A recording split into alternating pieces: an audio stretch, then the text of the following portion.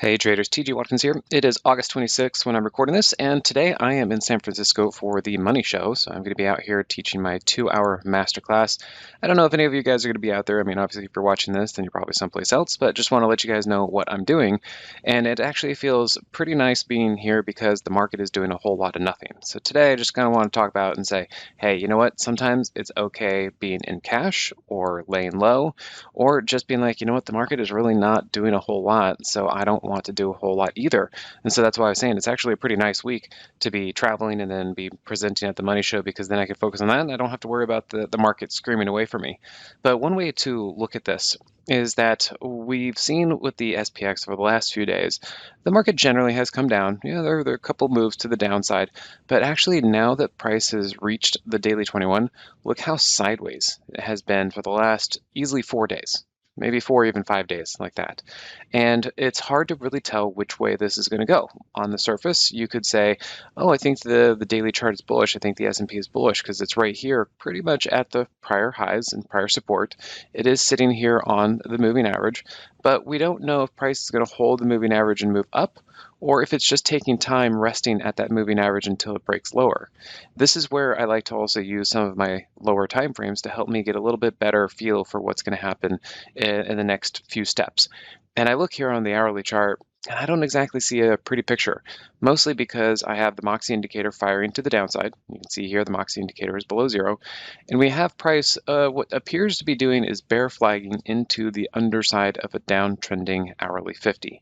Now, of course, that does not always mean this is going to be perfectly negative and run into resistance like that. We have seen times where it can look pretty negative and then they flip to the upside. But that was also based on news. If you guys remember, this was the Leopold Aschenbrenner situation, the Situational Awareness Fund that blew up. And then we had the FOMC, and basically all got fixed for a little while. And so that was a news-based turnaround, and that was after the market was very sideways for a very, very long time. So again, here we are sideways just for less time. So I would just kind of play defense, and I wouldn't necessarily plan for price to move up like this. And you don't necessarily need to plan for price to move down either. Maybe you can do something where you're selling credit and taking advantage of this kind of lack of interest, lack of movement, and selling credit spreads and premium. Another thing to look at this is some of the more exciting stocks are also not doing much. Like if we look at Amazon as some of the leaders. Sorry about this, I'm on my laptop, so we got to let it kind of do its thing. And you can see here that ever since it had its earnings pop, which perfect timing on Jeff Bezos for selling stock. You could see right here, there's a very nice methodical drawdown right there. And that was during when he was selling stocks. That was actually a good short trade in through there if you want to do that. But once again, like I was showing you guys on the S&P, from price being pretty high up, which the S&P was, coming down to this moving average, there you go.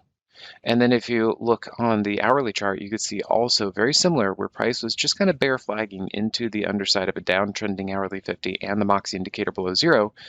And even though it's not really going down, it's not going up either. It is still really just perfectly sideways as it continues to find resistance here and find a little bit of support here on the daily chart. So again, there's just not much happening for the last several days. We can even look at SpaceX, and it's largely sideways. Now, would you consider this bullish or bearish? I'm not entirely sure either, because I could see the case for both.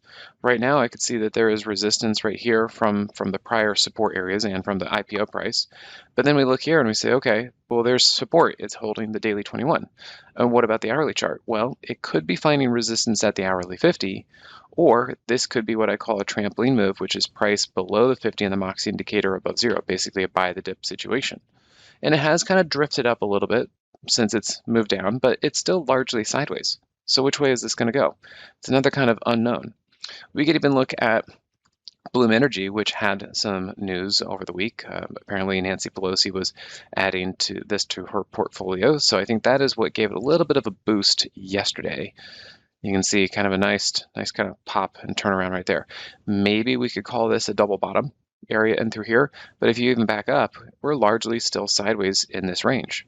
We have found the daily 50 as resistance, but as far as the hourly chart, we are not in a trend. We are above and below the hourly 50, and so really the market seems to just be waiting, trying to figure out what's going to be happening. We can look at things. We have Nvidia coming up on earnings. We have things like software is up pretty high and could probably use a little bit of digestion. We have gold that's been rallying, and this is all based on the TLT. Basically, Besant is coming out there saying that they've doubled their bond buying program.